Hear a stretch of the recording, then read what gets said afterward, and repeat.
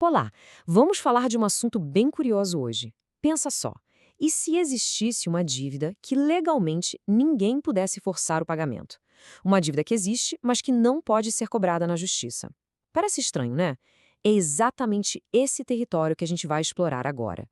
As chamadas obrigações naturais. Esse ponto onde o direito e a moral se encontram. Para começar, vamos direto com um enigma. Imagina a seguinte situação: alguém deve dinheiro para outra pessoa, só que por algum motivo o prazo para cobrar essa dívida na justiça já passou. Se essa pessoa, por pura e espontânea vontade, resolve pagar mesmo assim, ela pode depois se arrepender e pedir o dinheiro de volta?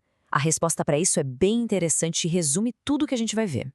Para a gente desvendar esse mistério, nosso caminho vai ser o seguinte. Primeiro, vamos entender como é que um direito pode existir sem ter o poder de cobrança. Depois, a gente define o que é a tal da obrigação natural, passa por exemplos clássicos, como dívidas prescritas e de jogo, e por fim, a gente descobre qual é a consequência final e irreversível desse pagamento. Então vamos lá, começando pelo nosso primeiro pilar. Como assim um direito pode existir sem a tal da pretensão? Ou seja, sem o poder de exigir que ele seja cumprido na justiça.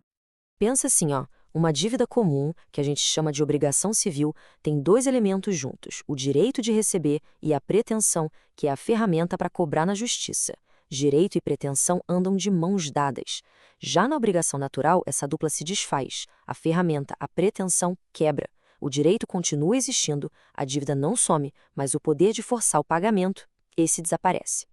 Ok. Agora que a gente entendeu essa separação entre ter o direito e poder cobrar, fica mais fácil definir. Afinal de contas, o que é uma obrigação natural?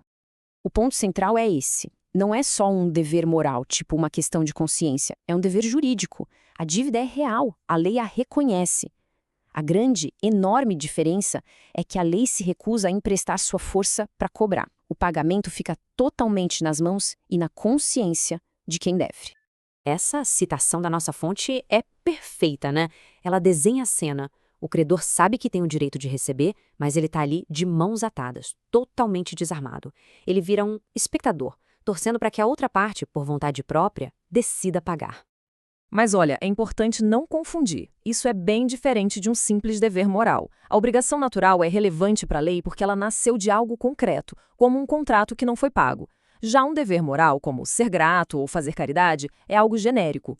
Por isso que, se alguém paga uma dívida prescrita, a lei vê isso como cumprimento de um dever. Se a pessoa dá um presente por gratidão, a lei vê como uma doação, simples assim. Vamos entrar agora no exemplo mais comum de todos. Uma coisa que acontece o tempo todo. A dívida prescrita. É quando o tempo corre contra o credor. Prescrição é um conceito-chave aqui. É basicamente o efeito do tempo sobre a dívida. Mas, de novo, muita atenção. O tempo não apaga a dívida, ele não extingue o direito. O que o tempo leva embora é só a pretensão, ou seja, a chance de entrar com uma ação para cobrar. A dívida continua lá, quietinha, num estado meio que adormecido. Vamos seguir essa jornada. Tudo começa quando um direito é violado, o que gera o direito a uma reparação. A partir daí, o relógio começa a contar. A lei dá um prazo, nesse exemplo aqui são 3 anos, para que o credor vá à justiça. Se a pessoa não faz nada nesse tempo, o prazo se esgota, a pretensão prescreve. Pronto, a dívida virou uma obrigação natural. Agora, o nosso segundo exemplo clássico, que traz essa dimensão moral de forma ainda mais clara, as dívidas de jogo. A lógica do Estado aqui é bem direta. É como se ele dissesse, olha, eu não vou usar a máquina do judiciário para resolver briga de uma atividade que eu não aprovo ou que eu não regulamento. Simples assim.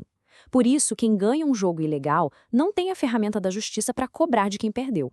Mas é bom saber que nem toda dívida de jogo entra nesse barco.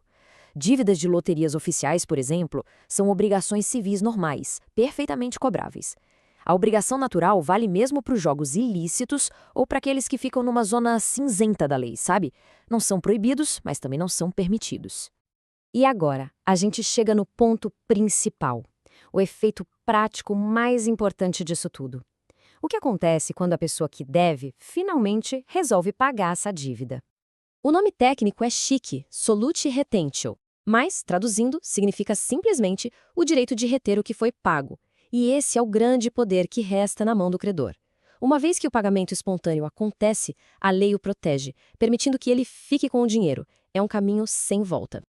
E esse é o fluxo, passo a passo. Primeiro, o devedor vai lá e por conta própria paga. Segundo, a lei olha para esse ato e diz: ok, isso foi o pagamento de um dever que existia, mesmo que não pudesse ser cobrado. E o resultado final no terceiro passo é a retenção. A porta se fecha, não dá mais para pedir o dinheiro de volta. E aqui tem um detalhe que, olha, pega muita gente. E se a pessoa pagou por engano? Sem nem saber que a dívida já estava prescrita, que não podia mais ser cobrada? Mesmo assim, o pagamento é válido. O desconhecimento da lei, nesse caso, não serve de desculpa para pedir a devolução. A lógica é: pagou, bem, porque pagou algo que era de fato devido. Para a gente fechar, vamos dar um passo atrás e pensar no que tudo isso nos ensina sobre essa dança complexa entre a moral e o direito. Essa é a grande síntese. A lei, num primeiro momento, não se mete. Ela fica de fora, observando a decisão moral de quem deve. Mas no exato instante em que essa decisão vira um pagamento, aí o direito entra em cena, bate o martelo e diz: está validado. Aquele ato de consciência ganha a força de lei definitiva. No fim das contas, é esse o grande paradoxo da obrigação natural. É um dever que a lei reconhece, mas que para ser cumprido depende da consciência de cada um, e não da força do Estado. E tudo isso nos deixa com essa pergunta, que é fundamental, né? Qual é o limite? Onde a lei deveria traçar a linha entre forçar o cumprimento de uma promessa e simplesmente respeitar uma escolha puramente moral? Fica aí a reflexão. Muito obrigada.